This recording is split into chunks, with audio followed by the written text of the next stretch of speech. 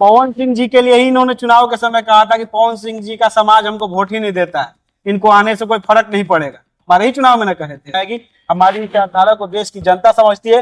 ये छोटे छोटे राजनीतिक गिरोह जिनके लिए राजनीति एक धंधा है, वो कभी भी हमारी विचारधारा को समझ नहीं पाएंगे। भविष्य में कौन कब किसको क्या जिम्मेदारी मिलेगी हमारी पार्टी में, ये कोई नहीं जानता है।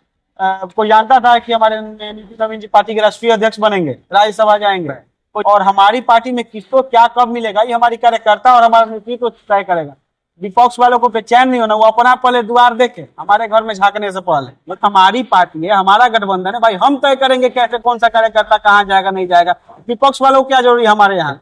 और सारे अपराधी माननीय हो गए थे, मजबूरी में उन लोगों को सुरक्षा देना पड़ा था। अब अपराध और अपराधी को सुरक्षा देने के बारे में राजद वाले हम लोग को ज्ञान दे, ये हंसने योग्य है। अपना घर परिवार जब भी मिलता है राज्यसभा एमएलसी, तो बेटा को लड़ा दिए, बहन को लड़ा दिए, भाई को लड़ा दिए। ऐसे विचारधारा वाला लोग भारतीय जनता पार्टी की कार्यशैली पर उंगली उठाए, ये शोभा नहीं देता है।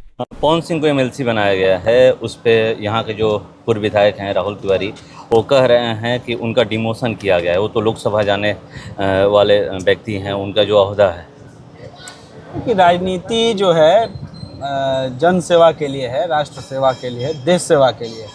इसमें प्रमोशन और डिमोशन नाम का कोई कॉन्सेप्ट ही नहीं होता है। जिनके लिए राजनीति धंधा होती है उनके लिए प्रमोशन डिमोशन होगा। हमारे लिए भारतीय जनता पार्टी में, एनडीए गठबंधन में एक एक जो कार्यकर्ता है वो देश सेवा, राष्ट्र सेवा, जन सेवा के भाव से काम करता है। यहाँ पर जो भी दायित्व मिलता है वो एक तरह से जिम्मेदारी होती है। कोई विधायक बने, एमएलसी बने, एमपी बने, लोकसभा, राज्यसभा, ये सब जिम्मेदारियां हैं, ना कि कोई बहुत बड़ा पॉलिटिकल कोई डील है सब प्रमोशन या डिमोशन देखेंगे। खैर, प्रमोशन डिमोशन उनकी विचारधारा को दर्शाता है। और आपको मैं प्रमाण स्वरूप ये बताना चाहूँगा, आपको याद होगा कि हमारे जो महाराष्ट्र के मुख्यमंत्री, अभी मौजूदा मुख्यमंत्री देवेंद्र फडणवीस जी 2015 में वो मुख्यमंत्री बने थे। फिर बाद में राजनीतिक परिवेश को देखते हुए वापस वो डिप्टी सीएम बने। उस समय भी सब हल्ला कर रहे थे कि डिमोशन हो गया विपक्ष वाले। फिर बाद में परिस्थितियाँ बदली तो फिर वो मुख्यमंत्री बने। तो हमारी पार्टी में जिसके लिए जो जिम्मेदारियाँ तय की जाती है, हर एक कार्यकर्ता खुशी के साथ ईमानदारी पूर्वक उस जिम्मेदारी को स्वीकार करता है, उसका निर्वहन भी करता है। खैर, ये जिसमें संगठन सर्वोपरि हो वही पार्टी हमारी इस विचारधारा को समझ पाएगी। हमारी विचारधारा को देश की जनता समझती है। ये छोटे छोटे राजनीतिक गिरोह जिनके लिए राजनीति एक धंधा है, वो कभी भी हमारी विचारधारा को समझ नहीं पाएंगे। तो क्या पवन सिंह का जो पद मिला है उसको बखूबी से निभाएंगे? देखिए, राजनीति अभी उन्होंने शुरुआत की है, इलेक्टोरल पॉलिटिक्स की है, जो संसदीय राजनीति होता है उसके उन्होंने एक तरह से शुरुआत की है। भविष्य में कौन कब किसको क्या जिम्मेदारी मिलेगी हमारी पार्टी में, ये कोई नहीं जानता है। कोई जानता था कि हमारे नितिन नवीन जी पार्टी के राष्ट्रीय अध्यक्ष बनेंगे, राज्यसभा जाएंगे। कोई जानता था हमारे यहाँ से शिवेश राम जी राज्यसभा के उम्मीदवार होंगे। देखिए, हमारी पार्टी में छोटा से छोटा कार्यकर्ता, मंडल लेवल का भी कार्यकर्ता, बूथ लेवल का भी कार्यकर्ता पार्टी का राष्ट्रीय अध्यक्ष बन सकता है। ये हमारी ही पार्टी का कल्चर है। और हमारी पार्टी में किसको क्या कब मिलेगा ये हमारी कार्यकर्ता और हमारा नेतृत्व तय करेगा। विपक्ष वालों को बेचैन नहीं होना, वो अपना पहले द्वार देखे, हमारे घर में झांकने से पहले। नहीं तो अपना घर परिवार जब भी मिलता है राज्यसभा एमएलसी, तो बेटा को लड़ा दिए, बहन को लड़ा दिए, भाई को लड़ा दिए। ऐसे विचारधारा वाला लोग भारतीय जनता पार्टी की कार्यशैली पर उंगली उठाए, ये शोभा नहीं देता है। नहीं तो कह रहे थे कि जिस तरीके से प्रचार प्रसार किए, फैन फॉलोइंग उनका जैसे है, उस तरीके से उनके लिए ये ओहदा सूट नहीं करता है। तो चुनाव अगर लड़ ले तो कहीं से निर्दलीय विधायक बन जाएंगे। ठीक है, तो उनका बड़प्पन कहेंगे पवन सिंह जी का।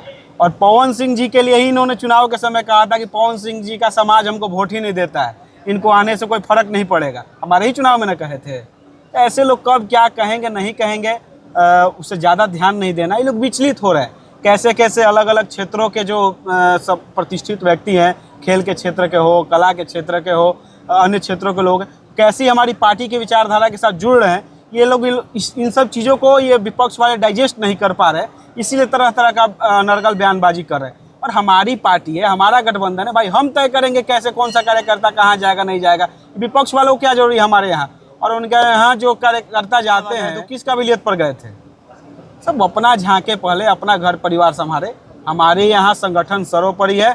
संगठन में जिसको जो जिम्मेदारी मिलेगी वो उस व्यक्ति उस जिम्मेदारी को ईमानदारी पूर्वक एक्सेप्ट करेगा और उसको निर्वहन भी करेगा। एक और जो सुरक्षा घटाया गया है, जेड सुरक्षा सेवाई कर दिया गया, उस पर भी बोल रहे हैं कि कई अपराधी हैं जिनको सुरक्षा मिला हुआ है, कई लोग ऐसे हैं जो माननीय नहीं है, उनको सुरक्षा मिला हुआ है। ये लोग राजनीति कर रहे हैं सुरक्षा घटा करके। हाँ, ये अपने समय की बात कर रहे हैं। उस समय इनके पीरियड में ही 90 से 5 वाले पीरियड में ही सारे अपराधी माननीय हो गए थे, मजबूरी में उन लोगों को सुरक्षा देना पड़ा था।